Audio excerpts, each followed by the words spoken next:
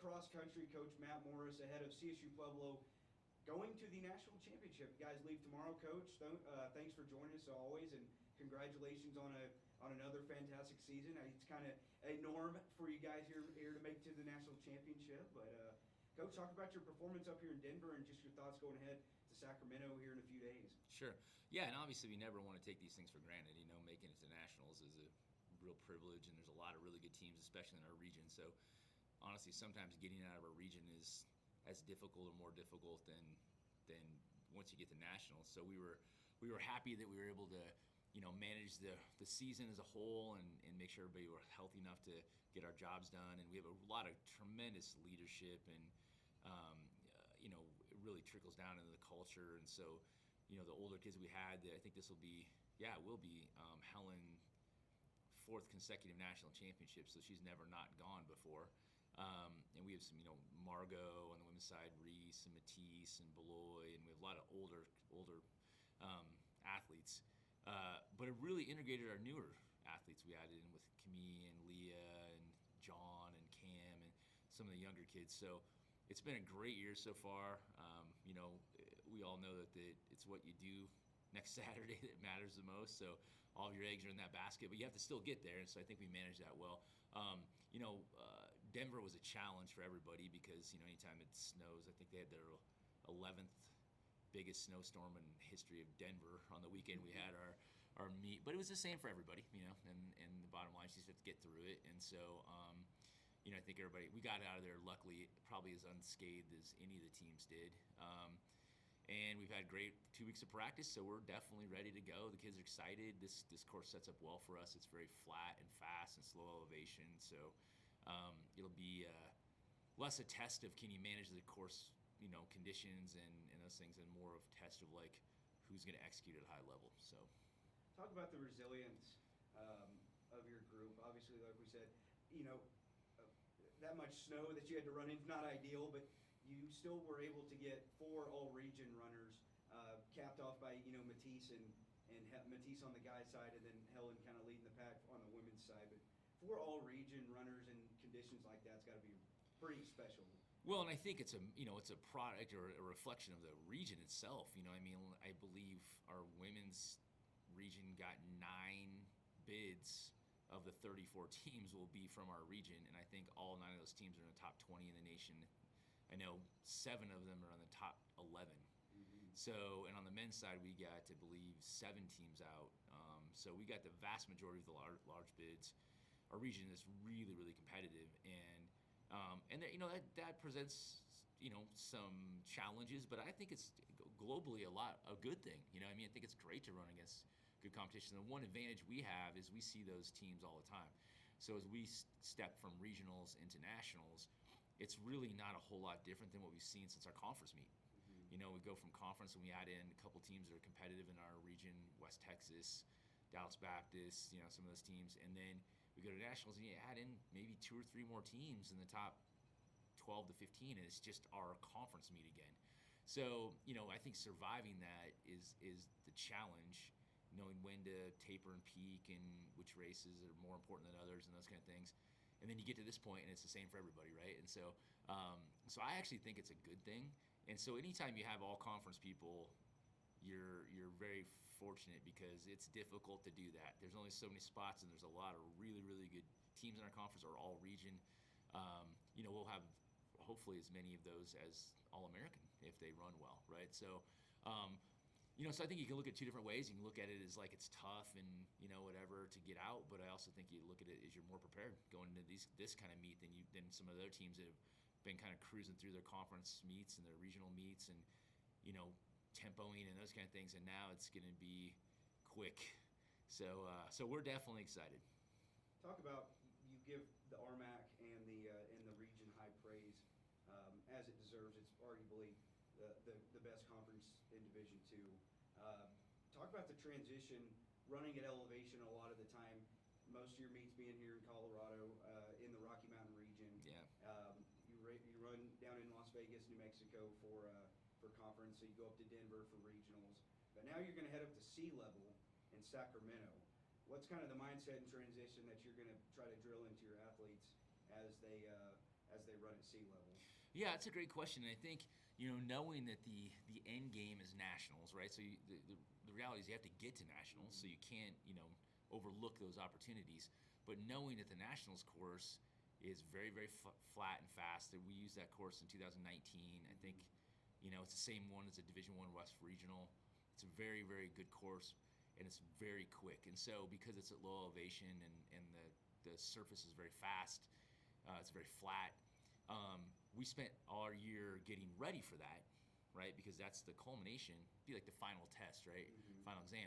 But understanding that most of our races, we went to Adams is at 7,500 feet. In New Mexico Highlands is 6,500 feet. Denver's at 52. And some of those courses, there's a lot of speed changes and obstacles. And then you're going to go to a completely different thing. So you have to kind of give up maybe being as competitive at some of those other meets that you're not really necessarily getting ready for, to be more competitive at the national meet. And I also think every team is designed differently. Some of the teams are more 5K, 10K runners that are more cross country, is the middle of their circle. We tend to be very balanced as a team, where we have more track athletes really than cross country athletes. And especially on the women's side, we have some really, like middle distance kind of athletes versus 3K, 5K kind of kids. So the way we're designed, the national course is better for us than some of the other ones. And that's stuff that people don't always know, what I mean? And so when they're looking like, why did they finish here and this one and this here? But it does make a big difference with the speed changes, things like that. So we could have gotten more ready for some of those other meets and be less ready for nationals. And I guess you could roll the dice that you don't get there, right? And that's a risk you take. But I think in the big picture, that's the part of coaches, is to manage all of that and for the athletes to kind of understand what we're trying to do. So I think we got ourselves to this particular point in a really good spot. And now it's a matter of going and doing the thing we've been working on all year long. And hopefully we can do that at a high level. But I do think that it does help us having to run every week against that kind of competition, because then that speed feels normal, right? And the velocity, the overall speed at this national meet this year will be really quick. It'll probably be the fastest national meet we've had in a long time, just as far as the pace it'll have to take to be competitive. And so we've been really working on this, which typically isn't a cross-country thing. I mean, it's kind of strange. So it'd be like, imagine every game you played was on a wet, muddy field on grass, at high elevation, and then you're going down to sea level in a dome, and it's turf, and it's just quick as lightning. You got to practice all year like you're going on that turf, and then maybe whatever happens on the muddy grass happens, right? As long as you get in there. So I'm excited to see how we do, and I think both our conference and our regional will be highly represented, and hopefully we're part of that.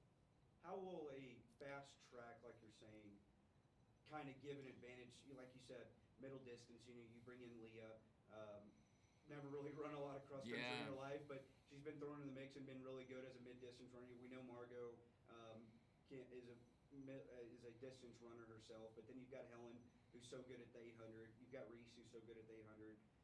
We've got Matisse also, who's kind of a distance runner. But talk about how those guys who are used to maybe middle distance and can stretch it out to longer distance races, how that track's going to speed them up a little bit. Yeah, well, one of the biggest things that's different between track and field and cross country is in track and field, there are no speed changes built into the race.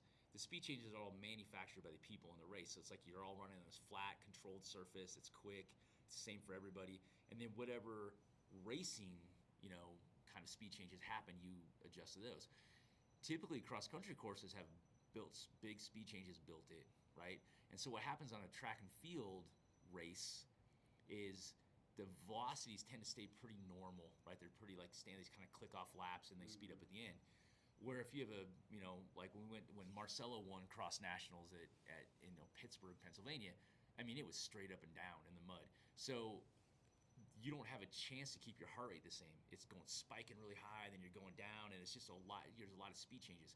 Some people handle those things well, some people don't, right? And so when you have a team that's primarily track and field specific athletes, and the cross country course presents as a track, basically, it's obviously going to help us out more, right? It's going to be the same for everybody though, and I think there's kids that can do well regardless, but I think for us specifically, the fact that it's just going to be loops of just even paced, without big speed changes, mimics track and field, and those kids have a better feel for how that is, and they can find the finish line a little differently. Well, a little bit of rain in the forecast this weekend up there in Northern California. Hopefully, maybe we'll get lucky. You never know. It's collegiate athletics. You know, you prepare for the worst Yeah. always. But if there is rain, what's going to be the mindset for the weekend? Yeah, you know, we won't really have an idea. Luckily for us, it's going to rain all week, which sounds kind of funny, but it's going to rain a bunch today. So looking at an inch or inch and a half of rain, which in Southern California is, you know, a decent amount, I guess, middle California. Thursday, not so much. Friday, a bunch of rain as well. And then Saturday, it looks like it kind of tails off. So we'll get on the course on Friday. We brought a variety of different implements to put in our spikes to figure out which ones work the best.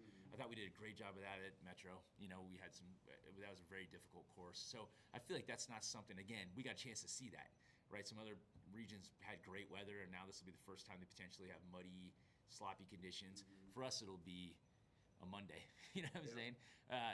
But we'll have a better idea when we get there on Friday to kind of run around and see what it looks like. But I don't think it's going to impact the race a whole bunch, honestly.